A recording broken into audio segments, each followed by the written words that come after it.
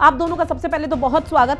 ऐसे में वैभव त्रिपाठी जी, जो अब तक पहले रुझान आए दोनों राज्यों से आप लोगों के लिए बहुत अच्छी खबर सामने आ रही थी, लेकिन अब जो दूसरे चरण के रुझान आए उसमें हरियाणा में आप लोग अभी 35 पर है और ऐसे में घाटी में 51 सीटों पर आप लोग आके चल रहे हैं। क्या कुछ कहना, कैसे आप देख रहे हैं?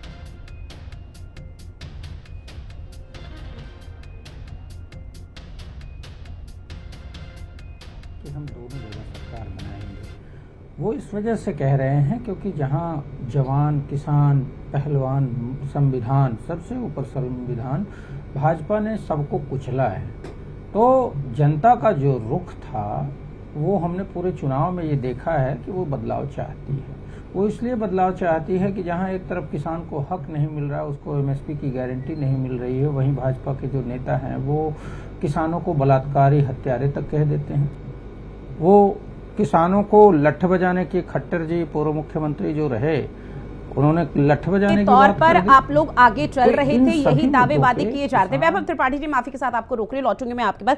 डॉक्टर निमि रस्तोगी जी, आपका रुख करते हुए, आम आदमी पार्टी की तरफ से भी तो बहुत दावे वादे किए जा रहे हैं, लेकिन रुझानों में अभी दोनों ही चरणों में कोई खाता आप लोगों का खुलता हुआ नजर नहीं आया। हरियाणा में कहां गए आप लोग? देखिए, आम आदमी पार्टी ने पूरी शिद्दत से पूरे 90 सीटों पर एक चुनाव लड़ा है और हम एक ऐसी पार्टी हैं जो हमेशा विन विन सिचुएशन में रहेंगे, because we are new party. हमारा काडर बनना, हमारा ऑर्गेनाइजेशन स्ट्रॉन्ग होना, हमारा संगठन जिसने पूरी मेहनत से काम किया है, तो हमारे लिए तो ये एक बहुत बड़ा learning experience as well as हमारी पावर को, लोगों को हमारी नीतियों को समझने के लिए बहुत बड़ा प्लेटफॉर्म है। तो मैं तो कहूंगी कि हम तो हर हालत में जीते हैं, क्योंकि दिल्ली और हरियाणा, लेकिन मैम हरियाणा की 90 विधानसभा सीटों का जिक्र किया जाए, जो अब तक रुझान सामने आया उसमें आम आदमी पार्टी का खाता नहीं खुला, तो आपको लग रहा है कि आप लोग मजबूत कर पाए हैं अपने कैडर को हरियाणा की 90 विधानसभा सीटों पर? एब्सोल्युटली, जब फाइनल रिजल्ट्स आएंगे तो आप देखेंगे कि हमारा वोट परसेंटेज बढ़ा है। और सबसे अच्छी तो बात ये कि हमारी नीतियों को, हमारी गवर्नमेंट पॉलिसीज को और हमारी गवर्नेंस को समझने का हरियाणा के लोगों को मौका मिला है। तो इस लिहाज से, और सबसे बड़ी बात तो ये है कि भारतीय जनता पार्टी हार रही है। लोगों को भारतीय जनता पार्टी की जो विंडिक्टिव पॉलिटिक्स है, जो विरोधियों को दबाने की जो राजनीति है, वो समझ आ रही है और इससे बड़ा टेक अवे हो नहीं सकता इस इलेक्शन में। हालांकि देखिए, जो रुझान सामने आए, पहले तक ये सामने आ रहा था कि कांग्रेस आगे चल रही है और 46 का आंकड़ा रुझान में पहले ही चरण में कांग्रेस ने छू लिया है, जिसके चलते कांग्रेस खेमे में यहाँ पर एक दूसरे को बधाई और मिठाई खिलाने का दौर शुरू हुआ था। लेकिन अब इस बीच बीजेपी 47 पर है। ऐसे में एक बार फिर से वैभव त्रिपाठी जी, आपका रुख करते हुए, सर आप अपनी बात रखिए क्योंकि आपके ऑडियो में कुछ प्रॉब्लम हो गई थी। और दूसरा सवाल सर आपसे ये रहेगा, क्योंकि तमाम मुद्दों को लेकर जो आप लोग आगे चल रहे थे, क्या उसी का ये परिणाम है, ये मानकर चला जाए? हर वर्ग आप लोगों से आकर्षित होता हुआ नजर आया?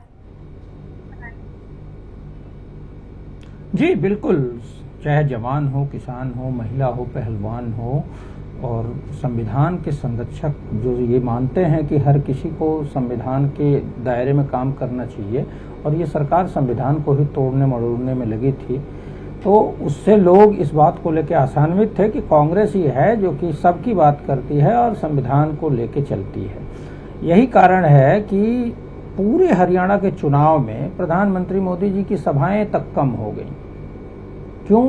वो इस वजह से कम हो गई क्योंकि उनको पता पहले ही चल गया कि हरियाणा वो हार रहे हैं। अभी ये जो रुझान है वो अपनी जगह है, मैं उस पर बात नहीं करता, लेकिन जैसे जैसे वोटिंग काउंटिंग आगे बढ़ेगी, उस काउंटिंग में आपको दिखेगा कि नहीं, कांग्रेस 60 प्लस सीटों के साथ एक बड़ी मेजॉरिटी से सरकार बनाएगी। जम्मू कश्मीर की बात कर लें, वहाँ अभी से दिख रहा है, और जैसे जैसे काउंटिंग और आगे बढ़ेगी आप देखेंगी कि वहाँ भी नेशनल कॉन्फ्रेंस और कांग्रेस का जो गठबंधन है वो फुल मेजॉरिटी के साथ सरकार बनाएगी, क्योंकि जनता ये मानती है कि तोड़ फोड़ और इन चीज़ों का अवसर ही मत दो, क्योंकि केंद्र में एक ऐसी तानाशाह सरकार बैठी है जो कि खरीद फरोख्त ज्यादा करती है और सीना ठोक के करती है, आचार संहिता का उल्लंघन खुलेआम करती है।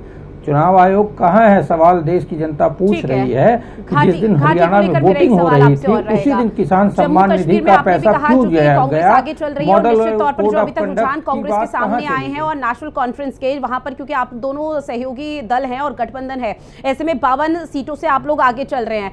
सवाल आपसे ये कि अब फिलहाल 370 को लेकर क्या अब रुख स्पष्ट हो पाएगा, क्योंकि नेशनल कॉन्फ्रेंस तो पहले से ही 370 को अपने मैनिफेस्टो में मेंशन कर चुकी है कि भाई बहाल कर दिया जाएगा, और वो स्थिति आप लोगों के पक्ष में भी नजर आ पा रही है।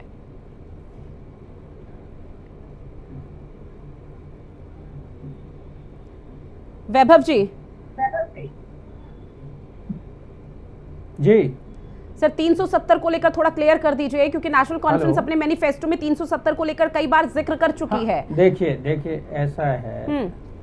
ऐसा है कि 370 का जो नेशनल कॉन्फ्रेंस का जो मुद्दा है, स्टेटहुड का जो मुद्दा है, वो केंद्र की सरकार को ही करने की बात है। और केंद्र में ये केंद्र का चुनाव नहीं है, ये राज्य का चुनाव है, और जो अख्तियार विधानसभा को है वो विधानसभा की सरकार आगे पीछे चल रहा है। पहले कांग्रेस आगे थी, फिर 50-50 हुआ।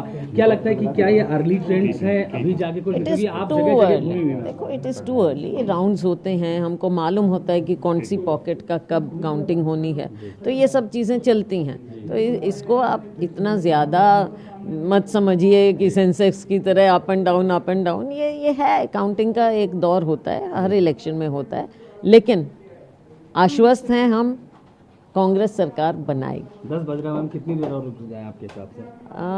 देखो अभी शायद तीसरा चौथा राउंड है, तो 10 एक और होंगे कम से कम। उम्मीद नहीं, विश्वास है। मेरे साथ कुमारी शैलजा है, कांग्रेस पार्टी की सीनियर नेता। मैम, तो कुमारी शैलजा को आप सुन रहे थे, जहां उन्होंने एक बार फिर से अपनी जीत का, यानी कि कांग्रेस पार्टी की जीत का हरियाणा की 90 विधानसभा सीटों पर आश्वस्त हुई हैं। ऐसे में सुनील फोगाट जी हमारे साथ बीजेपी के प्रवक्ता जुड़ चुके हैं, और नेशनल कॉन्फ्रेंस से तारिक वानी जी हमारे साथ जुड़ चुके हैं, जो कि नेशनल कॉन्फ्रेंस के नेता हैं। आप दोनों का बहुत स्वागत करते हुए हिंदी खबर में।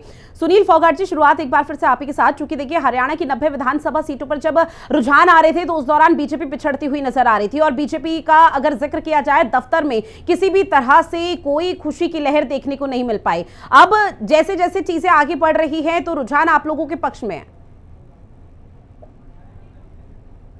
जी ऋतु जी, आपको और आपके सभी दर्शकों को मेरा नमस्कार। और अभी आपसे पहले भी मैं एक चैनल पे था डिबेट में, तो वहां पर भी एक हमारे प्रवक्ता साथी बैठे थे जो यूपी से जुड़े थे, समाजवादी पार्टी के। वो बड़ा खुश हो रहे थे शुरुआती रुझान में, जब कांग्रेस पार्टी एक बार शायद 60 सीटों तक रुझान में आगे थी हरियाणा में। तो मैंने उस समय भी कहा था कि आप, ये बहुत जल्दी है, थोड़ा इंतजार करिए। हरियाणा में मैं तो पहले दिन से हम कह रहे हैं कि पूर्ण बहुमत की स्पष्ट सरकार बनेगी। और मैं ऋतु जी आपसे ये भी चाहूंगा, प्रार्थना करूंगा कि हमारे साथियों से, अभी जम्मू कश्मीर के साथी भी बैठे हैं और यहाँ हरियाणा से भी बैठे हैं, डिबेट चल रही है, आप इनसे ईवीएम के बारे में भी एक बार स्थिति स्पष्ट कर लें। अभी सर ईवीएम के बारे में धीरे धीरे स्थिति स्पष्ट हो जाएगी। अब घंटे पहले तक हमारे सभी साथी कह रहे थे कि अब की बार दोनों राज्यों में हम भारतीय जनता पार्टी को हरा रहे हैं, कांग्रेस की सरकार बन रही है पूर्ण बहुमत के साथ, हमारे विपक्ष की सरकार आ रही है दोनों जगह पे। तो अभी ऐसा ना हो 2 घंटे बाद हमारे साथियों को कुछ कहने को ना मिले, और जब ये रुझान नतीजों में तब्दील हो तो उसके बाद फिर ये घुमा फिरा के कोई बात और मुद्दा तो इनके पास है नहीं। फिलहाल सर विपक्ष भी आपसे यही चीज कह रहा है कि आप भी कहीं इतने आश्वस्त ना हो जाएं कि कहीं ऐसा ना हो कि बाद में नतीजे कुछ और हो। लौट रही वैभव त्रिपाठी जी आपके पास। नहीं, आप सुनिए कि देखिए 10 साल हरियाणा में कांग्रेस की सरकार रही, तब की उपलब्धियां इनके पास बताने के लिए नहीं है। हरियाणा में 10 साल कांग्रेस विपक्ष में रही, विपक्ष की पार्टी बन के रही, तब की कोई उपलब्धियां बताने के लिए नहीं है इनके पास। तो मुझे लगता है कि जैसे जैसे समय बीतेगा, 12 बजे के बाद ये लोग उसी अपने एक रटी रटाई लाइन पे आ जाएंगे कि ईवीएम में खेल हुआ है, बीजेपी ने। ठीक है त्रिपाठी जी, जल्दी से कम शब्दों में अपनी बात रखिएगा कि अगर रुझान आप लोगों के अगेंस्ट में, नतीजे आप लोगों के अगेंस्ट में आते हैं, तो कहीं ऐसा नहीं कि ईवीएम पर सवाल उठने लग जाए। देखिए ऋतु, देखिए भाजपा के साथी अभी थोड़ा जल्दबाजी में, ठीक है, ये अभी जो पोस्टल बैलेट था उसके बाद पहले चरण की काउंटिंग हुई है। अभी धीरे धीरे जैसे आगे बढ़ेगा भाजपा वहां हवा हो जाएगी और कांग्रेस की सरकार बनेगी। ठीक है। अब जो बात मेरे साथी ने बड़ा हास्यास्पद है जो उठा रहे हैं, ईवीएम के लिए कांग्रेस का क्लियर स्टैंड है कि जिस चीज पे जनता को भरोसा नहीं है उस बात को बदलना चाहिए। कांग्रेस ये मानती है कि निष्पक्ष और पारदर्शी चुनाव होना चाहिए। अब एक वाकया आपको याद दिला दूं जो शायद साथी को पता होगा। जब 2017 में पंजाब, उत्तर प्रदेश और उत्तराखंड का चुनाव हुआ था, 2 जगह बीजेपी जीती थी और पंजाब में कांग्रेस जीती थी। उस समय संसद के राज्यसभा में leader of the house Arun Jaitley ji थे। उन्होंने कहा जब आप पंजाब में जीते तो ईवीएम ठीक है, उत्तराखंड यूपी में खराब है, ये कहते हैं। उस टाइम पे लीडर ऑफ दी अपोजिशन जो कांग्रेस के नेता थे, उन्होंने ये बात बोला कि पंजाब में अगर आप ये कहते हैं तो हम अपनी गवर्नमेंट विड्रॉ कर लेते हैं और आप यूपी उत्तराखंड में विड्रॉ करके क्या पोस्टल बैलेट से चुनाव कराने की हिम्मत दिखाएंगे? सरकार भाग खड़ी हुई, अरुण जेटली कुछ बोल नहीं पाए।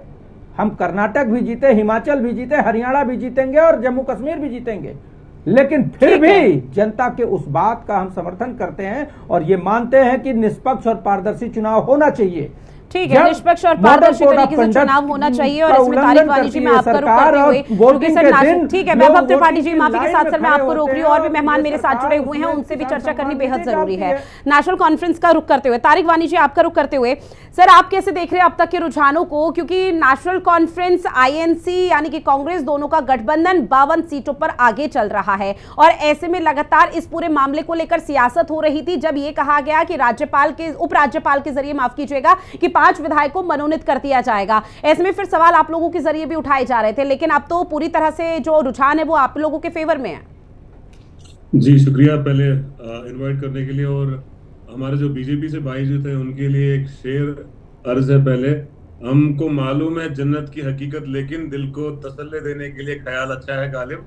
जो ये ईवीएम की बात कर रहे थे उनके लिए मैं बता रहा हूँ, और जो आप इस वक्त आंकड़े देख रहे हैं, मैं आपकी चैनल को देख रहा हूँ, आपकी चैनल के माध्यम से जो आंकड़े नजर आ रहे हैं वो कल से हमें, देखिए हमने इस पे बात भी की, एज ए कॉमन मैन हमने इस पे बात की कि जो हर किसी पहले भी यहाँ पे 2 सीट्स हुआ करती थी लेकिन उनको कोई वोटिंग राइट नहीं होता है। If we talk about article 239A, तो उनको कोई राइट नहीं होता है जो है गवर्नमेंट फॉर्मेशन करने की, लेकिन फिर भी हमें इतना उस चीज से परेशानी नहीं थी कि इससे कुछ ज्यादा कुछ प्रॉब्लम हो जाएगी हमारे लिए। We were very much confident, और आज भी हम बहुत कॉन्फिडेंट है। वो आपको आंकड़ों से नजर आ रहा है, और इंशाल्लाह जो आगे जाते जाते ये आंकड़े जो है बढ़ते जाएंगे। मतलब जो रुझान अभी सामने आ रहे हैं यही नतीजों में तब्दील होंगे। 50